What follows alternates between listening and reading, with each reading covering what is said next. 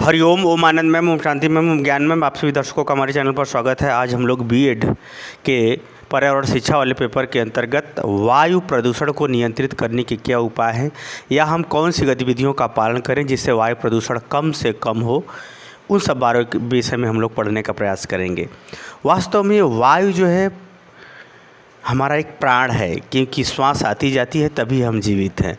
तो वास्तव में जिस तरह से प्रकृति ने हमारे जीवन पर उपकार किया है, उसी तरह से हमारा भी यह धर्म कर्तव्य बनता है कि प्रकृति द्वारा दिए गए उपहार का हम व्यवस्थित रूप से इस प्रकार से सदुपयोग करें या प्रकृति द्वारा प्राप्त उपहार स्वरूप वायु के साथ हम इस प्रकार से व्यवहार करें कि वायु का संतुलन, विभिन्न गैसों का संतुलन बना रहे, अर्थात वायु प्रदूषण कम से कम हो। तो आइए उन्हीं सब बातों के विषय में हम लोग समझने का प्रयास करेंगे कि कौन कौन सी गतिविधियों का या कौन कौन से व्यवहार का हम पालन करें जिससे वायु प्रदूषण कम से कम हो। वायु प्रदूषण का तात्पर्य हम पिछले वीडियो में बता चुका हूं कि जो गैसों की मात्रा है, जो संतुलन है, वह जब बिगड़ता है तो वायु प्रदूषण बढ़ता है। उसमें हानिकारक गैसें जब बढ़ जाती हैं तो निश्चित रूप से वायु प्रदूषण बढ़ता है, यानी वायु से संबंधित जो गतिविधियां हैं वो जीव जंतु इत्यादि पर दुष्प्रभाव छोड़ने लगती हैं, जिसको हम वायु प्रदूषण के रूप में जानते, समझते, पहचानते हैं।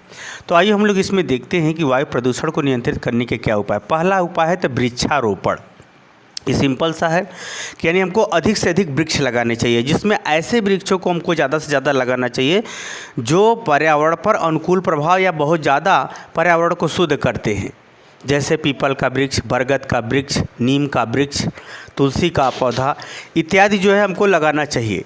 जिससे हम वृक्षारोपण अगर हम करते हैं तो निश्चित रूप से हमें जो है कार्बन डाइऑक्साइड का वो ज़्यादा प्रयोग करेंगे और हमें पर्यावरण को शुद्ध करने में ज़्यादा मदद करेंगे। इसके संग संग और भी ध्यान रखना चाहिए कि वृक्षारोपण जैसे हाईवे के आसपास में छोटे छोटे कद के वृक्षों को लगा देना चाहिए। हाईवे बहुत सारे बने हैं हमारे देश में, और जितने भी नेशनल हाईवे हैं उसके आसपास वृक्षारोपण करना चाहिए। हाँ, भारी वृक्ष लगाने पर यातायात में कभी बाधा उत्पन्न हो सकती है, परंतु छोटे या मध्यम कद वाले अगर वृक्षारोपण उनके चारों तरफ कर दिया जाए तो निश्चित रूप से जो है हमें जो है पर्यावरण के कार्बन डाइऑक्साइड गैसों का जो है वो प्रयोग करेंगे भोजन बनाने में, जिससे हमें पर्यावरण में शुद्धता को बढ़ावा मिलेगा। अर्थात भोजन प्रक्रिया के दौरान वो ऑक्सीजन छोड़ेंगे, जिसके कारण से पर्यावरण संतुलन बना रहेगा। कुल मिलाकर अगर हम बात करें तो वृक्षारोपण अधिक से अधिक बढ़ावा देना चाहिए।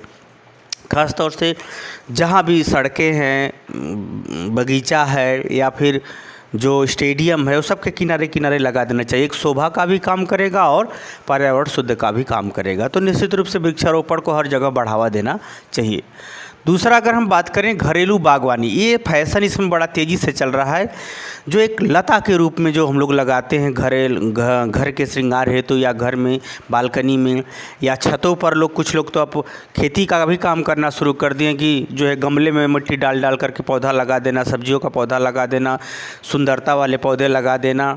एक प्रकार से जो घरेलू बागवानी टाइप का जो खेती है, इसको अगर ज़्यादा से ज़्यादा बढ़ावा देना चाहिए शहरी क्षेत्रों में, ताकि लोगों का छत जो घर है इसमें इत्यादि में हरियाली को बढ़ावा दे करके एक शुद्ध वातावरण या वातावरण में शुद्धता को बढ़ावा दे सकते हैं। तो इससे भी हम क्या कर सकते हैं, पर्यावरण प्रदूषण को कम कर सकते हैं, नियंत्रित करने में सहयोग दे सकते हैं। तीसरा है प्रदूषण जांच। एक प्रकार से जो वाहनों से होने वाला प्रदूषण है, जो वाहन जब ज़्यादा पुराना हो जाते हैं या इंजन ज़्यादा पुराना हो जाता है तो इसमें होता है क्या, बहुत ज़्यादा वो कार्बन डाइऑक्साइड या वायु प्रदूषण को बढ़ावा देता है। तो उसका समय समय से जांच होना चाहिए। ज़्यादा पुराने वाहनों से प्रतिबंध होना चाहिए। साथ में अगर इसके साथ संग ये भी ध्यान में रखना चाहिए कि आधुनिक वाहन जो इलेक्ट्रिक वाले हैं, जो गैस से चलने वाले हैं, सीएनजी से चलने वाले हैं, इलेक्ट्रिक वाहनों और हाइड्रोजन से चलने वाले इत्यादि वाहनों को भी प्रमोट करना चाहिए, बढ़ावा देना चाहिए, ताकि जो है हमारा पर्यावरण शुद्धता को बढ़ावा मिल सके। इसका भी ध्यान में रखना चाहिए। अगला है वैकल्पिक प्रयोग। पर्यावरण प्रदूषण से जैसे जो कल कारखाने, फैक्ट्रियाँ, उद्योग धंधे हैं जिसमें से गंदे तेल या गंदे पानी इत्यादि बहुत ज़्यादा मात्रा में मिलते हैं, तो उनको हम परिशुद्ध करके उसका कोई वैकल्पिक प्रयोग निकालें, जैसे अलकतरा बनाने में, कलर बनाने में या अन्य जो है लकड़ी तैयार करने में इत्यादि वैकल्पिक प्रयोग को अगर हम बढ़ावा दें उससे निकलने हुए कचरे का, तो जो है हम जो है काफ़ी जो है उसका हम जो है पर्यावरण प्रदूषण को कम कर सकते हैं। आगे है कठोर कानून। ये है जैसे कठोर कानून सरकार को भी चाहिए कि ऐसे वाहन या ऐसे उद्योग धंधे या ऐसी पर्यावरण संबंधी गतिविधियां जैसे प्लास्टिक है इत्यादि जो गतिविधियां हैं जिसकी वजह से पर्यावरण बहुत अधिक प्रभावित होता है, पर्यावरण बहुत ज़्यादा प्रदूषित होता है, उस पर सरकार को क्या करना चाहिए?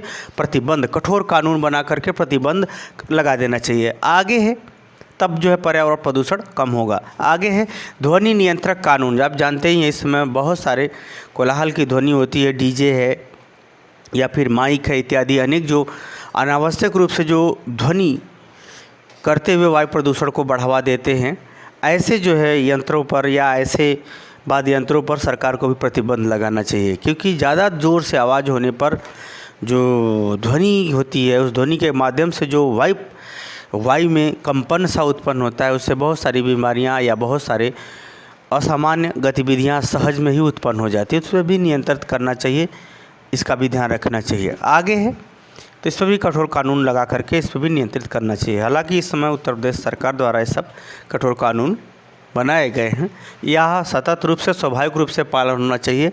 इस ढंग के करके शिक्षा में इत्यादि प्रचार प्रसार करके इसे बढ़ावा देना चाहिए। आगे है उद्योगों की स्थापना संबंधी नियम। अक्सर उद्योगों की स्थापना वहाँ कराने पर बल देना चाहिए जहाँ पर ऊसर टाइप की भूमि हो, पहाड़ी भूमि हो, पथरीली भूमि हो, जहाँ पर एक प्रकार से हम कहें कि वहाँ का मिट्टी का कोई दूसरा उपयोग व्यवहार में न हो। ऐसे जगहों पर अगर उद्योग धंधे स्थापना करते हैं तो जो उद्योग धंधों से संबंधित जो अपशिष्ट पदार्थ या गंदे पदार्थ निकलते हैं वे सब ऐसे स्थानों पर खपत कर दिए जाएंगे या ऐसे स्थानों पर स्थापित किए जाएंगे या फिर ऐसे स्थानों पर भंडारण करके उन्हें मिट्टी में अगर दबा दिया जाएगा तो निश्चित रूप से वायु प्रदूषण कम होगा। तो उद्योग धंधों की स्थापना संबंधी भी नियम होना चाहिए। ऐसा ना हो कि उद्योग धंधे कल कारखाने ऐसे जगह लगा दें और भट्ठे की चिमनी इतनी छोटी कर दें कि जो है पास पड़ोस आसपास के जो नगर हैं उसमें बहुत ज़्यादा प्रदूषण फैल जाए। ऐसा नहीं हो, बल्कि उद्योग धंधे संबंधी नियम में चिमनियों को भी ऊंचा करवा देना चाहिए और ख़ास तौर से इस सब के लिए जो है एक व्यवस्थित और कानून बना करके इनके औद्योगिक गतिविधियों को बढ़ावा देने संबंधी नियम भी बनाना चाहिए ताकि जो है वायु प्रदूषण कम से कम हो। अगला जल प्रदूषण पर नियंत्रण। निश्चित रूप से जल में हम जब कोई ऐसा पदार्थ डाल देते हैं जैसे कूड़ा करकट, प्लास्टिक, माला, फूल इत्यादि अगर हम डाल देते हैं तो होता क्या है कि जल प्रदूषण तो होता ही है, साथ साथ में जब तक वो पूरी तरह से गल नहीं जाए, सड़ नहीं जाए, तब तक उससे वायु प्रदूषण को भी बढ़ावा मिलता है। तो निश्चित रूप से जल प्रदूषण से नियंत्रण संबंधी कानून या व्यवहार को हम जितने ज़्यादा लागू करेंगे उतना ही क्या होगा, वायु प्रदूषण भी अपने आप कम होगा। तो जल प्रदूषण जो जल में हम अपशिष्ट पदार्थ डालते हैं या फिर प्लास्टिक, फूल माला इत्यादि डालते हैं उस पर भी कठोर प्रतिबंध लगा करके रोकने का प्रयास करना चाहिए या लोगों को जागरूक करना चाहिए कि जल प्रदूषण या गंदगी चीज़ों को जल में न डालें। तो जल प्रदूषण को बढ़ावा मिलेगा तो निश्चित रूप से वायु प्रदूषण अपने आप बढ़ेगा। तो जल प्रदूषण नियंत्रित होगा तो निश्चित रूप से वायु प्रदूषण को हम कम करने में सफल हो जाए। अगला है हानिकारक उत्सर्जन गैस, यानी CFC जैसे क्लोरोफ्लोरोकार्बन है, कार्बन मोनोऑक्साइड है। और ख़ास तौर से जो ये फ्रिज से, AC से निकलने वाली जो गैसें होती हैं यह पर्यावरण को बहुत ज़्यादा नुकसान पहुँचाती हैं। इसमें जो ओजोन परत इत्यादि को भी नुकसान पहुँचाती हैं। वाहनों से निकलने वाले carbon dioxide gas, carbon mono dioxide जो गैसें होती हैं वो सब क्या होती हैं, एक प्रकार से टेम्परेचर को बढ़ावा भी देती हैं और फ्रिज, AC इत्यादि से निकलने वाले ओजोन परत इत्यादि को भी क्षरण का कारण बनती है। तो जो ऐसी गैसें हैं, जिन यंत्रों से, जिन गतिविधियों से ऐसी हानिकारक गैसें वायुमंडल में बढ़ करके पर्यावरण संबंधी असंतुलन उत्पन्न करती हैं, उनसे संबंधित यंत्रों पर प्रतिबंध लगाना चाहिए ताकि हानिकारक जो गैसें हैं वो उत्सर्जित न हो, ताकि पर्यावरण का नुकसान न हो। इस पर भी प्रतिबंध लगाना चाहिए। वास्तव में सुख ही सब कुछ होता तो फिर दुख क्यों बनाते भगवान। वास्तव में सुख दुख दोनों का अपना अपना एक संतुलन है, अपना अपना एक मिश्रित स्थिर व्यवहार है।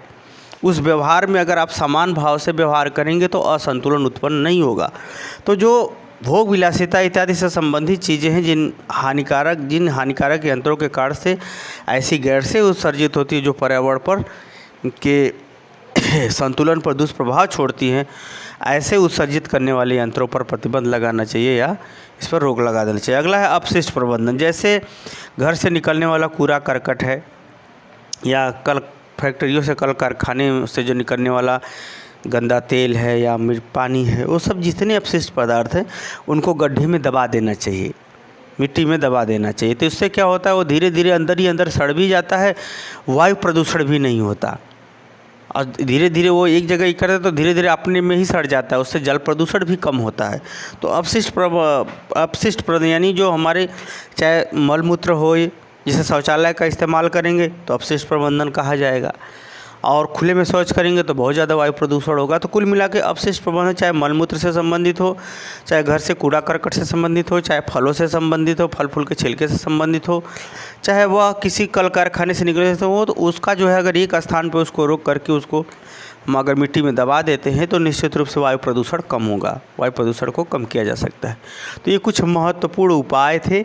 इन सभी उपायों में यह परम आवश्यक है कि इसे शिक्षा में नियमित रूप से शामिल किया जाना चाहिए, जिसके संदर्भ में हालांकि स्काउट गाइड, एनसीसी, एनएसएस इत्यादि में सब की जानकारियाँ दी जाती हैं। खासतौर से सिलेबस पर भी काफ़ी स्तर पर इसे सतत जागरूकता हर कक्षा में रखना आवश्यक है, क्योंकि पर्यावरण ही हमारा जीवन है। जैसा पर्यावरण होगा वैसा हमारा सोच समझ होगा, व्यवहार होगा, ज्ञान होगा, चरित्र होगा। इसलिए पर्यावरण से हमें छेड़छाड़ नहीं करनी चाहिए, बल्कि